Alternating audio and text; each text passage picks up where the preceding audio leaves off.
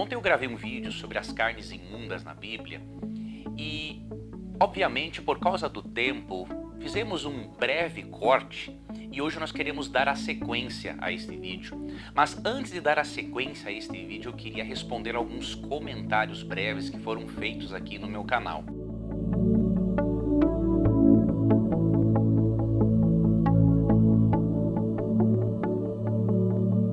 O primeiro, um internauta comentou Gênesis 1:30, como se Gênesis 1:30 estivesse apoiando o consumo de qualquer carne, inclusive as carnes imundas. Eu vou ler aqui na tradução ecumênica da Bíblia para você perceber que o internauta leu o texto apressadamente, tá bom? Então Gênesis 1:30 diz assim: a todo animal da terra, a todo pássaro do céu, a tudo que rasteja sobre a terra e que tem sopro de vida, eu dou como alimento toda a erva que amadurece. O internauta leu pensando que lá no Éden, antes de existir o pecado e de existir a morte, Deus já havia dado a carne animal para Adão e Eva usarem. Veja, é uma aberração isso. É uma aberração, porque nós estamos aqui lendo Gênesis capítulo 1. Aqui é retratado também no capítulo 2 o mundo perfeito como saiu das mãos do Criador. E quando você vai para o capítulo 13 é que começa a existir a morte. Né? Então antes do pecado não pode existir a morte. Então antes do pecado Deus não havia dado a carne para consumo. Os animais foram criados para serem amigos, companheiros do ser humano. Foi após o pecado que os animais passaram a servir de alimentação. E foi numa situação emergencial, após o dilúvio, que Deus autorizou o consumo de algumas carnes, as consideradas puras e não impuras. Então, leiamos com mais atenção Gênesis 1:30 para percebermos que não são os animais que Deus está dando para servirem de alimento, mas Deus está dando para Adão e Eva e para os animais toda a erva que amadurece. Ou seja, todas as criaturas eram vegetarianas antes do pecado. Então, foi uma leitura desatenta que o internauta fez. Outro comentário diz respeito a Romanos capítulo 14. Né? O internauta diz que em Romanos 14, quando Paulo fala dos débeis na fé que só comem legumes, Paulo estaria, deste modo, abolindo as leis dietéticas do Antigo Testamento. Mas isso não é verdade. Romanos 14 está no mesmo contexto de 1 Coríntios capítulo 8 ao capítulo 10, que eu mencionei no vídeo passado. O assunto é carnes sacrificadas a ídolos. Muitos cristãos na igreja de Roma estavam com medo de comerem uma carne que houvesse sido sacrificada a um deus pagão. E eles estavam comendo somente legumes porque eles tinham uma consciência espiritual tão sensível que eles pensavam que iriam se contaminar por comer uma carne sacrificada a um ídolo pagão. Romanos 14 tem a ver com alimentos impuros no sentido cerimonial, não é? Ou seja, eles tinham medo que pelo fato de a carne ser sacrificada a um ídolo, ela estivesse cerimonialmente impura. Agora, o texto não se refere a alimentos considerados imundos em Levítico capítulo 11. Então as coisas são diferentes. Veja aqui na descrição do vídeo um link onde você poderá ver um vídeo em que eu já comentei Romanos 14 e também um artigo onde, ao serem abordados alguns termos gregos, você percebe em Romanos 14 que o problema não são as leis dietéticas de Levítico 11. Tá bom? E um outro texto que foi comentado aqui no YouTube sobre carnes imundas foi Atos capítulo 15. Né? Alguns cristãos honestos, né, porém, obviamente desatentos ao texto, acabam interpretando Atos capítulo 15, verso 20, como uma indicação de que o consumo de carnes imundas não era mais uma orientação válida para os dias do Novo Testamento. Porém, eu vou ler para você o verso 20 com o verso 21 e você vai perceber que essa interpretação também é infundada. Vamos lá. Vamos escrever-lhes simplesmente que se absteiam das impurezas da idolatria, da imoralidade, da carne asfixiada e do sangue. Desde muitas gerações, com efeito, Moisés dispõe de pregadores em cada cidade, visto que o leem todos os sábados nas sinagogas. Neste concílio de Jerusalém, em que eles deram orientações para os gentios, ou seja, aqueles convertidos do paganismo para o judaísmo cristão, as orientações principais dadas aos gentios foi para que eles se abstivessem da impureza, né, da idolatria, da imoralidade sexual e da carne asfixiada e do sangue. Se Atos 15, verso 20 afirma, ou melhor, não explicita, não é, que não se deve comer carne imunda, então isso foi liberado para os judeus cristãos que haviam se convertido ali dentre os gentios. Só que esse é o chamado argumento do silêncio e é totalmente infundado. Por exemplo, você não vê aqui no texto Deus dizendo para eles: não matarás, não furtarás. Isso indica então que tais mandamentos foram abolidos? Isso aí é uma conversa furada. Avaliando o contexto, o Concílio de Jerusalém tomou essa postura porque esses eram os reais problemas e dificuldades dos gentios. Então eles tinham que enfatizar aquilo que realmente era necessário para a vida, para o contexto deles. E no verso 21 você percebe uma coisa interessante, que nas sinagogas era lido a lei de Moisés, era lida a lei de Moisés, ou seja, os escritos de Moisés. E faz parte dos escritos de Moisés Levítico 11 e Deuteronômio 14. Então, de forma alguma, os apóstolos dariam uma orientação aos gentios recém-convertidos que contradissesse aquilo que estava na lei de Moisés e que eles escutavam aos sábados da sinagoga. Você já pensou o Concílio de Jerusalém dizendo o seguinte: olha, vocês estão recebendo a leitura de Moisés todos os sábados, mas nós queremos dizer uma coisa, viu? Aquela parte da lei de Moisés que fala de alimentos imundos, desconsiderem. Não tem lógica isso.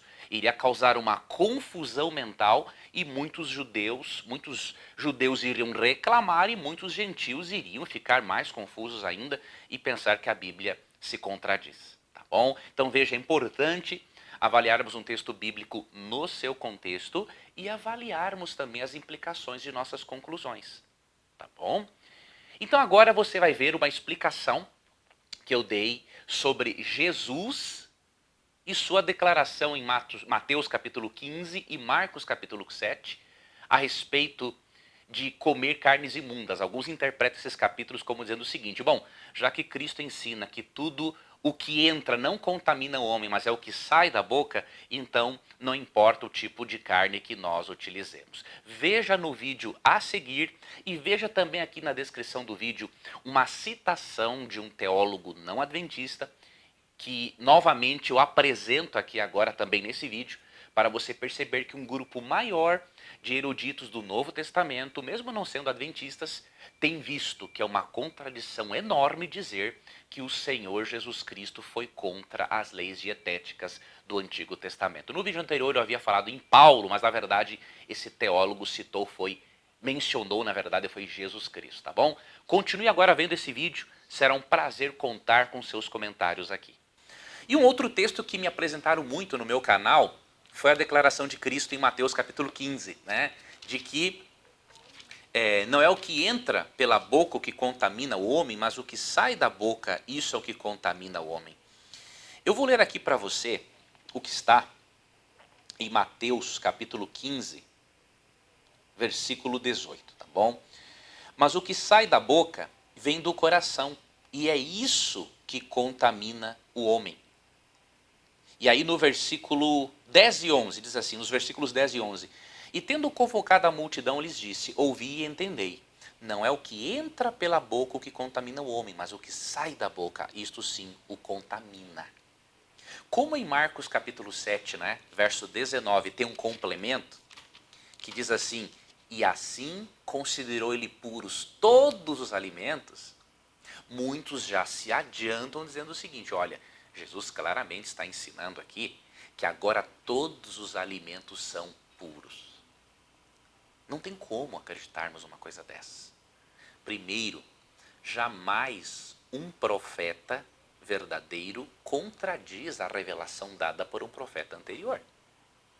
Jesus não contradiria a revelação dada primeiramente a Noé, quando Deus fez a distinção entre animais puros e impuros, em Gênesis 7:2, e Cristo não contradiria, não iria contradizer Moisés, não é? Que também sabia a respeito da distinção entre animais puros e impuros em Levítico 11.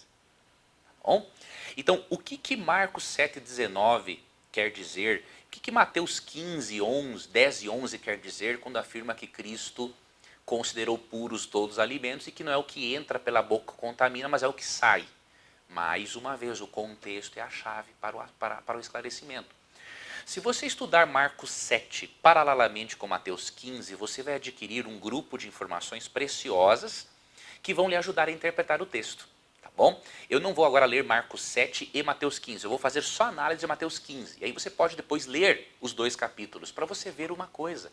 Não é invenção minha isso. Qualquer pessoa que lê o texto e que não tem o analfabetismo funcional, ele vai perceber que é o que o texto está dizendo. Tá, ok?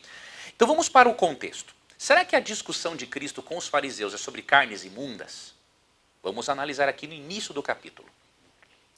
Então vieram de Jerusalém a Jesus alguns fariseus e escribas e perguntaram: por que transgridem os teus discípulos a tradição dos anciãos? Ou seja, eles não estão questionando por que os teus discípulos transgridem Levítico 11 ou a lei de Moisés. Não.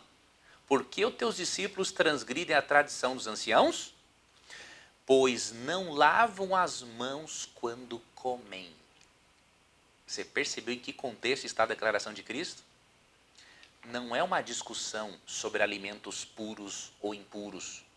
A discussão diz respeito não a Levítico 11 ou a lei de Moisés. A discussão está em torno da tradição dos anciãos. O que era a tradição dos anciãos? Eram mandamentos de ordem oral que visavam detalhar certos aspectos da Torá. E os fariseus, como tradição oral, inventaram o seguinte, de que o indivíduo deveria lavar as mãos num ritual de purificação cerimonial, para que ao pegar um alimento, ele não contaminasse espiritualmente esse alimento. Se ele comesse sem lavar as mãos, ele pegava o alimento era contaminado e ao ele ingerir o alimento, ele estava contaminado espiritualmente. E aí Cristo está refutando isso no contexto. E aí você segue aqui na leitura do capítulo 15, né? Olha o que diz aqui, ó, no versículo 18, né? Eu vou ler até o 20 agora para você ver o contexto. Mas o que sai da boca vem do coração, e é isso que contamina o homem. Porque do coração do homem procedem maus desígnios, homicídios, adultérios, prostituição, furtos, falsos testemunhos, blasfêmias. Agora olha o verso 20. São estas as coisas que contaminam o homem, mas o comer sem lavar as mãos não o contamina. Mais claro que o sol ao meio-dia. Cristo está se referindo aqui ao ritual de purificação, não ao ingerir ou não alimentos imundos. Do contrário, a conclusão do verso 20 do capítulo 15 de Mateus seria o seguinte: são estas coisas que contaminam o homem, ou seja, as blasfêmias, os furtos, a prostituição, são estas coisas que contaminam o homem, mas o comer carnes imundas não contamina o homem. Não é isso que Cristo diz. Mas o comer sem lavar as mãos não contamina. Então, quando Marcos 7, 19 diz, assim considerou puros todos os alimentos, juntando os dois capítulos, a conclusão é a seguinte: Cristo considerou puros todos os alimentos, independente de lavar ou não as mãos naquele ritual cerimonial de purificação. Este é o contexto. Se você pensa, isso é uma distorção do texto... E deixa eu te dizer uma coisa, você não pode dizer uma coisa dessa se você não leu. Você já leu os dois capítulos? Então, leia Marcos capítulo 7, ok? Avalie Marcos capítulo 7 com Mateus 15, pois são dois textos paralelos, são dois textos sinóticos, não é? Avalie os dois e veja por você mesmo. Você vê que isso aqui não é uma invenção minha, não é uma doutrina de uma igreja, isso aqui está, meu amigo, na Bíblia. Eu desejo, meu amigo, que esse vídeo tenha lhe impulsionado a estudar mais a Bíblia. que esse vídeo tenha lhe ajudar a compreender cada vez mais a palavra de Deus. E se você quiser conhecer algo mais, né, sobre a metodologia minha de estudo da Bíblia, eu vou deixar aqui um link, né, na descrição também do vídeo, para você assistir um seminário de interpretação bíblica, algumas videoaulas que eu preparei, tá bom? Eu espero que essas videoaulas também ajudem a você, tá? Um abraço carinhoso e até uma próxima.